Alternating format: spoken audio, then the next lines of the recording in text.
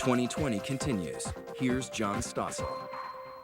Don't you hate those high deductibles on your health insurance? You have to pay thousands of dollars before your insurance company starts paying the bills. But what if I told you that having a high deductible is a good thing? 5 years ago, the grocery chain Whole Foods switched to a different kind of health insurance, a policy that puts patients more in control. Because it's like, at last, I can go to that acupuncturist. At last, I can spend the money the way I want to spend it. That means employees like Braden Weirs must pay about $1,000 themselves before their insurance kicks in. If Braden gets cancer or heart disease, his insurance covers it. But if he has a sore throat or a sprained ankle, he pays. To help workers pay, Whole Foods puts money into an account for them. Braden got $1,500 this year. If he doesn't spend it on medical care this year, he keeps it, and the company adds more next year. And I have plenty of money left over so I can go get my new prescription glasses at the end of the year. HSA puts you in control. Most companies call these accounts HSAs, health savings accounts, or health reimbursement accounts. So you try this new system, and what happened? Our cost went way down. How y'all doing today? But some employees were mad. They said, "We want our full coverage back." When you go from a system where people are very dependent and now you're telling them, hey, you have to take more responsibility for your own health. That was frightening to them because they were going to have to be responsible for themselves. They weren't going to be taken care of any longer. So you had a vote.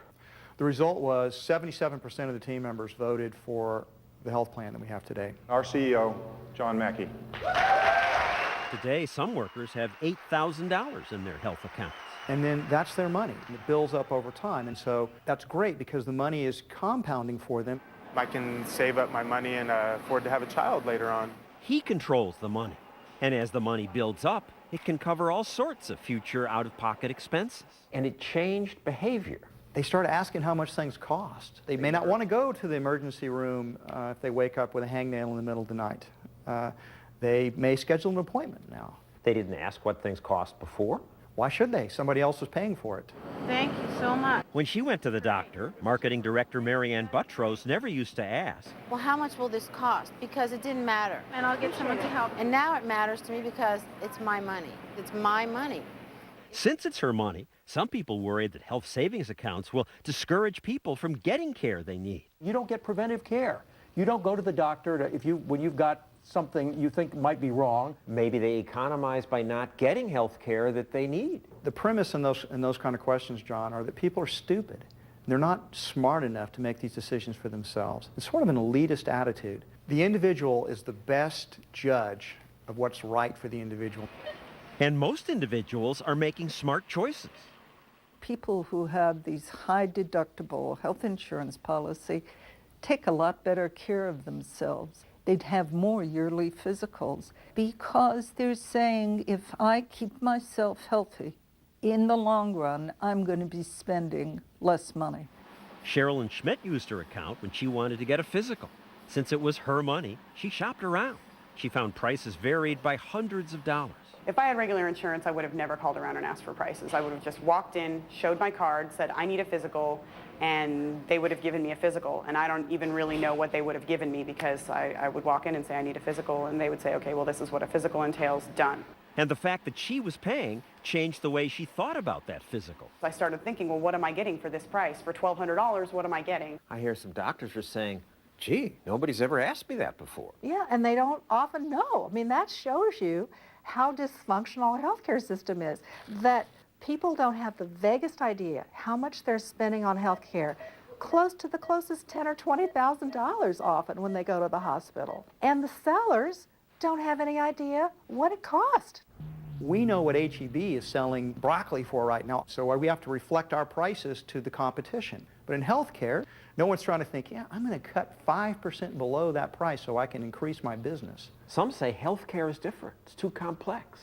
We can't decide that. Gosh, you know, should we allow people to make decisions about whether they have children or not? I mean, that's a pretty important responsibility, having children. But I don't know anything about cancer treatments, which ones I should have. I don't know anything about cars, but if I go buy a Toyota or an Audi or a Lexus, I know I'm going to get a pretty good automobile because competition ensures that it'll be that way.